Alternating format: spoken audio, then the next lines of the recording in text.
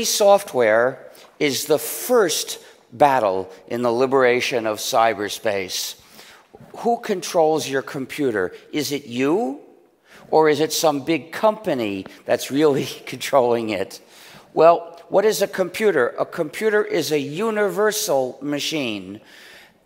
It will do any computation you want it to because you give it a program that says what the computation is that you want. So the computer only knows how to get out an instruction and do it, and get out another instruction and do it. The program has the instructions. It says what to do. So by writing the right program, you can make it do anything. Well, almost anything. So who gives the instructions to your computer? You might think it's obeying your instructions when really it's obeying somebody else first, and you, only as much as that company wants it to, will let it listen to you. With software, there are two possibilities. Either the users control the program or the program controls the users. It's inevitably one or the other. So in order for the users to control the program, they need the 4 essential freedoms. And that's the definition of free software. Free software respects the user's freedom and community. Now, we often call it libre, using the French or Spanish word, pronounce it as you like. The point is, that's what we mean. We don't mean it's gratis. We're not talking about price. We're concerned with your freedom. And we sometimes say free/libre to show that. So freedom 0 is the freedom to run the program as you wish for whatever purpose. Freedom 1 is the freedom to study the source code of the program and change it so it does the computing you want it to do. But what is the source code? Well, every program typically will have 2 forms. There's the form that you can read and you can understand if you know the programming language. That's the source. That's what programmers write and change. Then there's the executable, which is a bunch of numbers which even a programmer can't figure out. If all you get is the executable, it's a horrible pain in the neck to figure out what it does, and even harder to change it. So to give you the real possibility to study and change it, they've got to give you the source code. That's a requirement. Well, with those 2 freedoms, each user separately can make a copy and start changing it and make it do what she wants. That's individual control. But what if you're not a programmer? You look at the source code and you don't understand it. Individual control isn't enough. We also need collective control, which means any group of users are free to work together to adapt the program to what they want. Of course, in the group, some of them are programmers. They're the ones who actually write the changes, but they're doing it as part of the group for what the group wants. Of course, the group doesn't have to be everybody. So others can use it some other way. They're all free to do that. So collective control requires 2 more essential freedoms. Freedom 2 is the freedom to redistribute exact copies, to make the copies and then give them away or sell them when you wish. And freedom 3 is similar, but it's for your modified versions. You're free to make copies and then give them or sell them when you wish. So if you do have these freedoms, then it's free software. The users control the program. But if any of those freedoms is missing, then the users don't control the program. Instead, the program controls the users, and the developer controls the program. So that means this program is an instrument of unjust power for its developer over the users. That means the users don't have freedom. That's non-free proprietary software, which we got to get rid of. Well, when you've got proprietary software, what happens? Sometimes the program snoops on the user. Sometimes it tracks the user. Sometimes it restricts the user and stops users from doing what they want to do. You can see that the blue ray is your enemy. Sometimes the software remotely deletes books, as Amazon did with 1984. Sometimes the developer compels users to install a harmful upgrade. by threatening to take away other functionality if it's not installed, as Sony did. And sometimes they can even forcibly change the software at a distance, as Microsoft can with Windows through the universal backdoor. So sometimes they even sabotage users, as Microsoft does when it tells the NSA about bugs in Windows so it can use them to attack people's computers. Well, what you get is basically, with proprietary software, the owner has power over the users and takes advantage of this power, putting in those various malicious functionalities to hurt the users. Of course, they don't do this because they're sadists.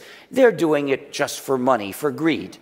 They have various ways that they can profit from having this power over users, which does not make it even the tiniest bit less evil. But they have no shame about it. They have conferences where they talk about the latest ways they can take advantage of users through the power they have. Basically, proprietary software, which is now from almost all the users of proprietary software, they're using proprietary malware. It's software for suckers. So how do you stop being the victim? Formerly, you had to stop using computers, but not anymore. Now you can come join us in the free world that we've built. In 1983, I announced I would develop a completely free software operating system called GNU. In 1992, we had it almost finished, but one piece was missing, the kernel. Linus Torvalds in that year freed his kernel Linux, which filled the last gap and gave us the first complete system you could run on a PC, GNU plus Linux. So, unfortunately, having freedom at one point doesn't guarantee you'll keep it. There are over 1,000 different variants of GNU/Linux. They're called distributions. A few of them are entirely free software. Most of them have non-free software added because they're maintained by people who aren't concerned about freedom. They'd rather add convenience at the cost of freedom. So you have to check which is a free distro. To keep your freedom sometimes requires a sacrifice, sometimes a big sacrifice, as at Lexington. Sometimes, but in our campaign, they tend to be little sacrifices. Anybody with a little bit of maturity can make these sacrifices. For instance, you want applications, but some of them are non-free. If you want freedom, you got to do without them. So there may be some inconveniences you have to suffer for your freedom's sake. Then many websites send non-free programs written in JavaScript to the user's browser. If you don't want to run non-free programs, you should install Libre.js, which keeps out non-free JavaScript. And sometimes servers will offer to do your computing. They say, send us all your data, obviously for suckers. Then the server does the computing and sends you back the results. But you're not supposed to think about what's happening because it's a cloud and you don't see what's going on. Well, you should look. It's service as a software substitute, and it takes away control of your computing. So a large fraction of the world's web servers are running GNU/Linux and other free software. But I think the most important computers to put freedom in are your computers, not companies' web servers. They deserve freedom also. But above all, it's people that deserve freedom. So we need to advance. And to do that, we have to cross obstacles. One of them is there are big companies that make a lot of money by having control over users, and they don't want to let us advance. We have to overcome their opposition. Another is that the mainstream media don't talk about free software. They have a term that they use to bury these ethical issues. They say open source instead.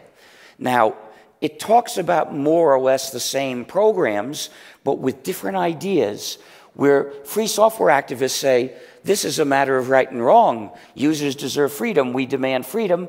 The people who say open source, they don't want to say that. So instead they say, let the users change the software and redistribute it, and they'll make the code better.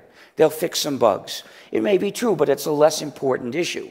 If we want to keep our freedom, we've got to talk about freedom. So say free software and you're helping us every time.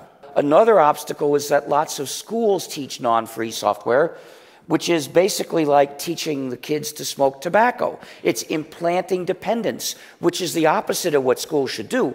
A school should prepare citizens to live in a strong, capable, independent, cooperating, and free society, which means teaching free software in the school.